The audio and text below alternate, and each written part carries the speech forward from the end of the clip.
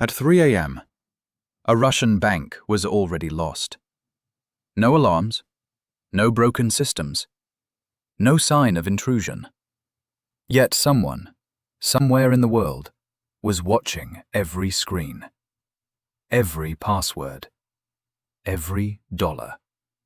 And within the next 2 years, nearly $1 billion would disappear from banks across the world. This wasn't a robbery with guns. This was the greatest digital bank heist in history. In 2014, a cybersecurity expert at Kaspersky received a call in the middle of the night. The man on the phone sounded terrified. He worked for one of Russia's largest banks. He refused to explain anything over the line. He feared his phone was monitored, his emails intercepted. He demanded an in-person meeting immediately. When investigators arrived, what they discovered was worse than anyone imagined. The bank's domain controller, the system controlling every computer in the building, was secretly transmitting data to unknown servers in China. If someone controls that system, they control everything. The bank wasn't being attacked. It had already been taken. At first, nothing looked wrong. No alerts, no malware warnings, no system crashes. Until investigators noticed something strange. Several computers had remote control software installed. The bank swore no one had installed it. That meant someone else had. A chilling thought crossed the investigator's mind. What if the hackers are watching us right now? To test it, he opened the Word document and typed one word. Hello. Nothing happened. Then, suddenly, the mouse cursor began moving on its own. Letters appeared. You will never catch us. At that moment, the hackers revealed themselves. The attack began months earlier, with a single email sent to a normal bank employee. It looked completely legitimate. Professional language, correct formatting, internal tone. Attached was a Word document. When opened, nothing appeared to happen. But hidden inside was malicious code.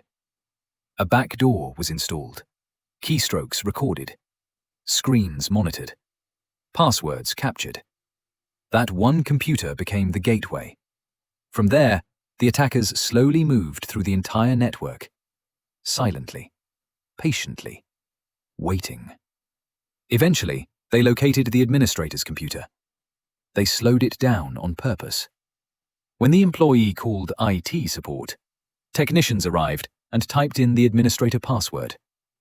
What they didn't know, a keylogger was already running. Every keystroke was captured. At that moment, the hackers gained full control. The bank no longer belonged to its owners. It belonged to them. And then, nothing happened.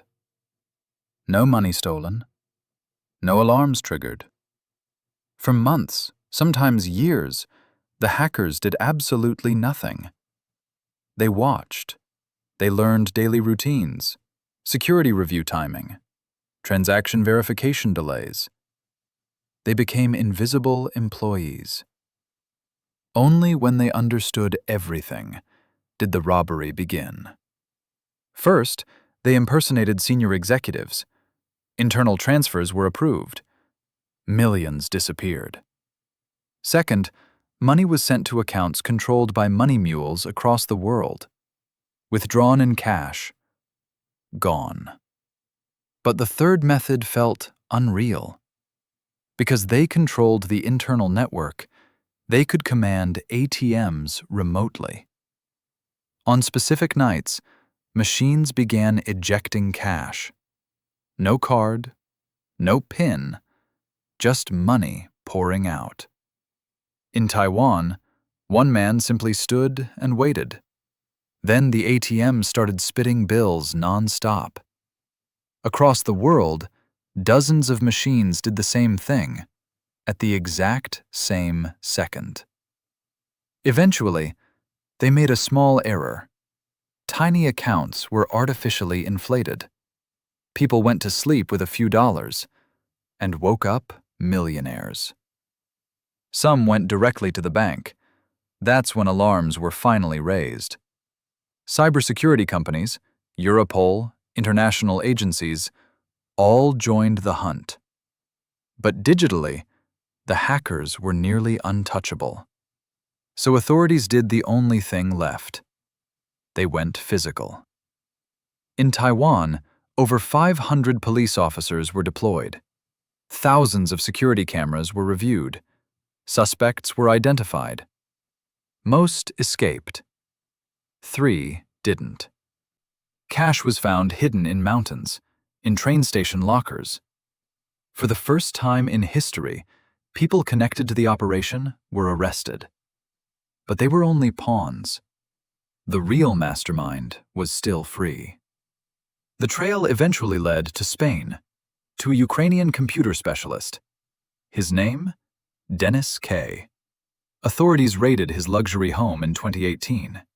Inside they found high-end cars, jewelry, and over 15,000 bitcoins, worth more than $150 million at the time. Today, over $1 billion. Most of the stolen money was never recovered.